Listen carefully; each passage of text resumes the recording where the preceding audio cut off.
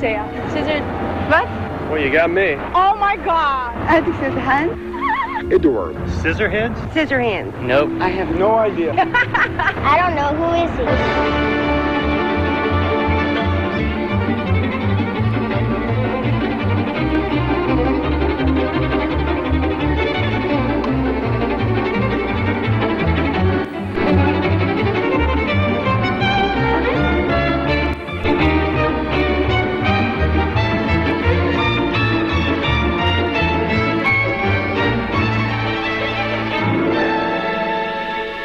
How would I describe Edward Scissorhands? I've never read anything quite like it. When I first read it, I was incredibly moved by it because I felt it was this sort of the story of this outsider told in an entirely new and different way, a way I had never dreamt of. Why are you hiding back there? You don't have to hide from me. Oh, my. Don't go.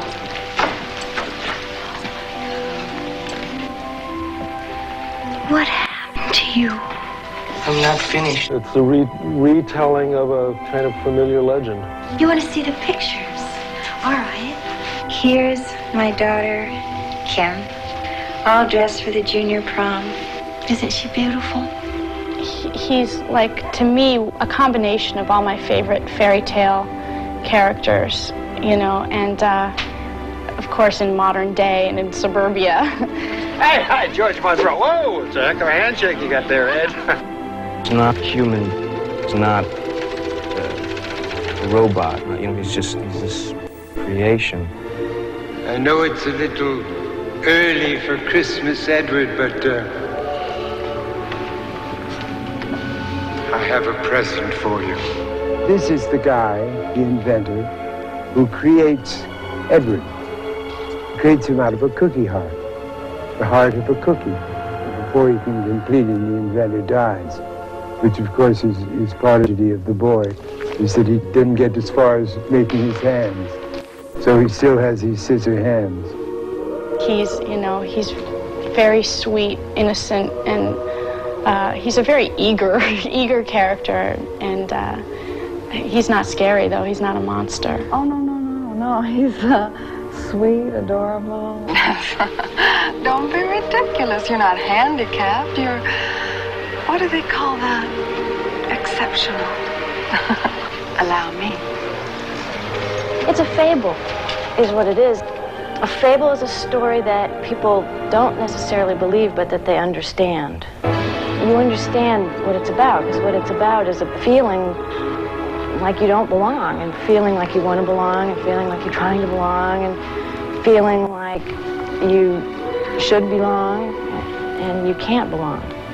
When I see Edward, it's just, there he is, and it's a very simple graphic image, and yet when I look at him, I get very mixed feelings and very mixed emotions. You know, he's got something inside, but it's at odds with the way he looks. The split of simple, complicated, beautiful, scary, elegant, clumsy, all those things just, you know, it just seem to what makes life up, you know.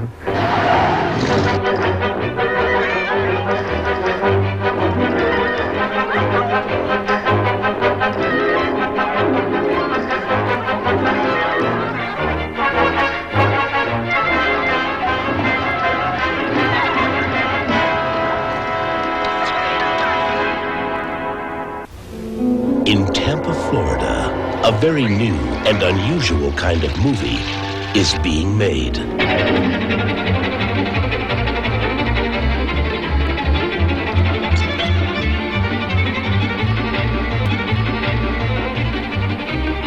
Directed by a very unique and talented kind of filmmaker. The movie is Edward Scissorhands. Got it. Got it. Very good. Pictures up, folks. The director is Tim Burton.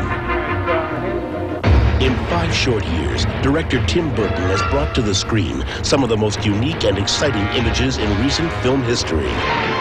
Pee-wee's Big Adventure. Beetlejuice.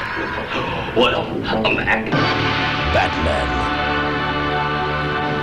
In his latest movie, Edward Scissorhands, Burton explores new ideas while returning to the inspirations of some of his earlier short films. Frankenweenie, the story of a young boy who revives his recently deceased dog. And Vincent, the tale of a child's fertile imagination, narrated by Vincent Price. The room started to sway, to shiver and creak. His horrid insanity had reached its peak. It was obvious about 8 years ago when we did this little cartoon called Vincent. So I was very proud of it, and it was a brilliant achievement. In Edward Scissorhands, Vincent Price returns to reprise their earlier collaboration. I know it's a little early for Christmas, Edward, but I have a present for you. This is the inventor who creates Edward. He creates him out of a cookie heart. Before he can complete him, the inventor dies, which of course is part of the tragedy of the boy, is that he didn't get as far as making his hands. So he still has these scissor hands. But what is so special about this young and talented director that has allowed him to make his mark so fast? He's got an incredible eye, and he really knows what he wants. He knows exactly what he wants, and he sure knows how to get it. Why are you hiding back there? You don't have to hide from me. Oh, my. Don't go. What happened to you? I'm not finished. Those are your hands? I think you should just come home with me. To me, Tim is... He's one of my favorite directors, one of my favorite movie makers of all time. No one has that kind of vision. No one can express that vision the way that Tim does. I mean, he's just... he's incredible. He's a series of surprises. He's got far and away the best visual sense of any director I've ever worked with, and I think certainly in the business today. It's extraordinary. One of the great things about working with Tim is that I feel like working with a friend, like he's getting a big kick out of it. This is definitely his most personal film, and it's exciting because this is really the first major feature film that is completely Tim's invention. Every aspect is really a Tim Burton movie. Hold me. I can't. This movie is a very stream of conscious thing.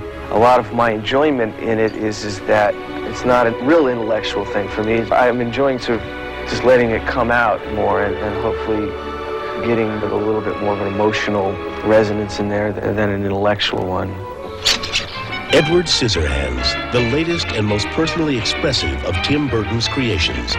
A different kind of movie by a one-of-a-kind director.